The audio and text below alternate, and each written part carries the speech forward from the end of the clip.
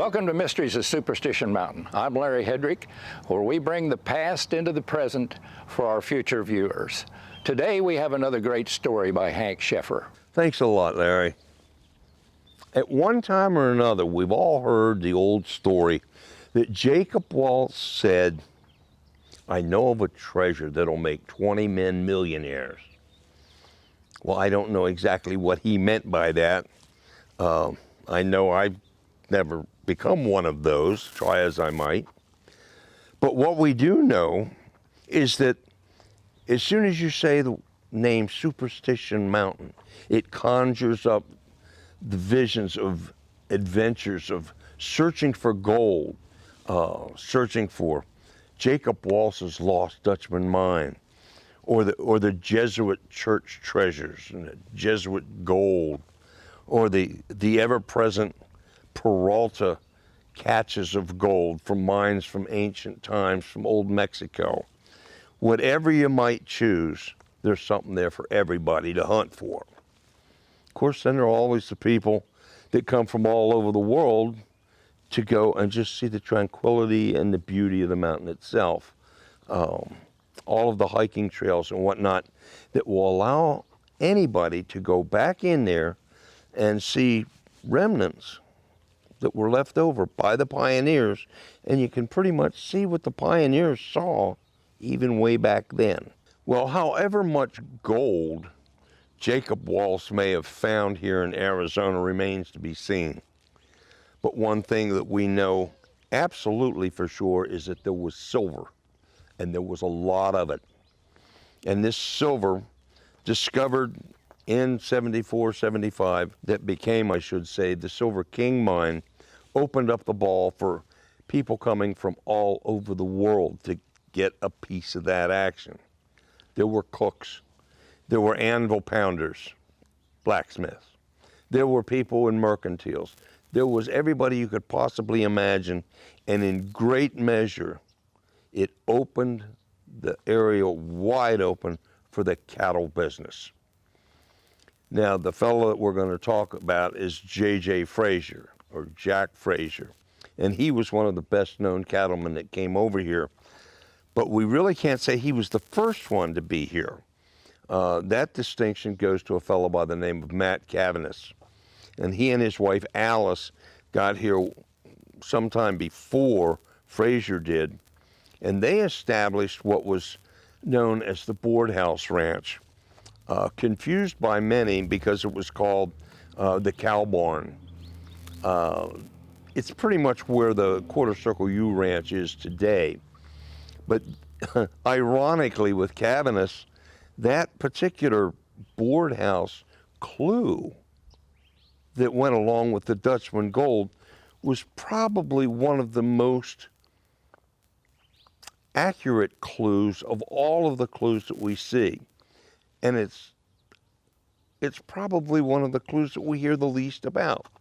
But that's another whole story. We're not going to go there. That was a long way around Sally's barn to get to our topic for today, and that's J.J. or Jack Fraser. And he was a guy that was born in 1855 over in Nova Scotia. And by the time he was 6 years old, he and his family, I presume he and his family went because I couldn't find anything about the family, only him. But by the time he was 6, they were in Canada proper on the mainland. And by the time he was 10 years old, he had now moved over to Nevada to the Comstock lode where he was working there.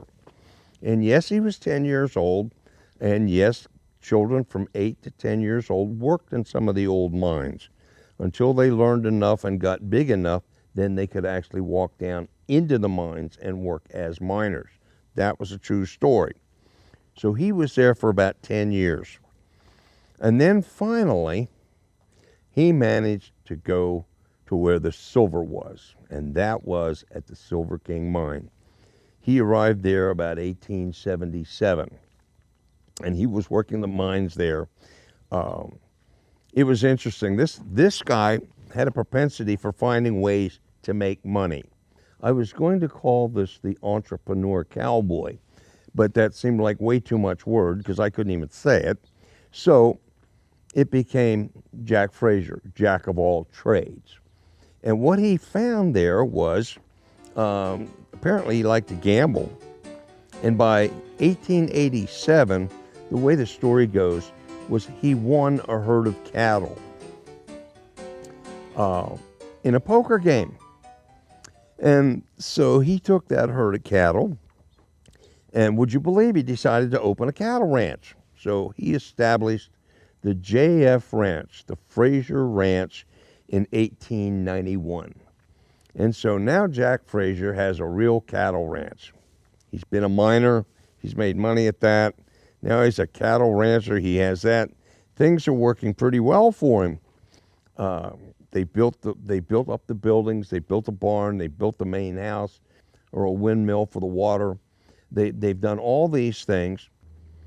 Well, in the meantime, we have Jack Fraser, who's forever looking for ways to make money.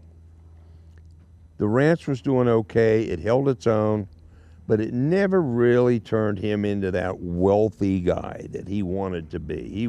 He wanted to be, must have been a millionaire, maybe one of those ones that Jacob Waltz was talking about, I don't know. But at any rate, a couple years after that, we get to 1898. So Jack Fraser meets up with an old friend of his that he'd known back in the Silver King days by the name of William Truman. Now, he knew Truman because Truman had been one of the lead carpenters at the Silver King. And what they're finding out is that they meet up with this fella who needs a grub stake to go to the Klondike, because we now had the 1898 gold rush going on up to the Klondike, and this fella needs a grub stake. So Truman and Fraser, apparently they must have had a lot of faith in this guy, because his name was Bill Smith. And they grub stake this guy, and off he goes to the Klondike. Well, they don't hear anything that we know of from Smith until finally 1901, and they get the word that Mr. William Smith has hit it big. And in that day, just Jack Fraser's part of the pot was $1.2 million. That was then. Y'all can do the math if you want. I already did it. It comes out to about 36 million today. And that's what Jack Fraser now has in his pocket. Well, now it's 1902. And guess what else is going on? And you've seen that in one of our episodes about the Roosevelt Dam. And we're building a Roosevelt Dam that's going to be the greatest thing since shirts with pockets. And so he gets in on this because people were making the travel up and down the Mesa Roosevelt Road, and they need a place to stop. Even the Teamsters needed a place to stop. So they put in a place called Fish Creek Station. Great. That was a place they could change horses, all that wonderful stuff. Well, that wasn't enough for the visitors. So what's Jack do? He builds a lodge. He built a lodge right there that he operated from 1905 until 1909, and it was called the Fish Creek Hotel. It was a big place, and it was very successful. Well, come 1909, he's done okay with this, but he's wanting to move on. So what's he do? He sells everything.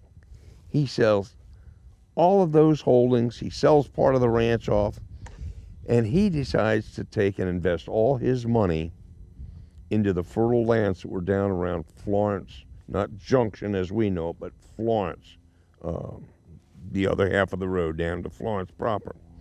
And so now he owns all that property down in there, and he's making a pretty good go with this. Okay, so now we know that he's down in Florence and he's running around down there. It's 1910, and he's moving back and forth into Mesa, into Tempe.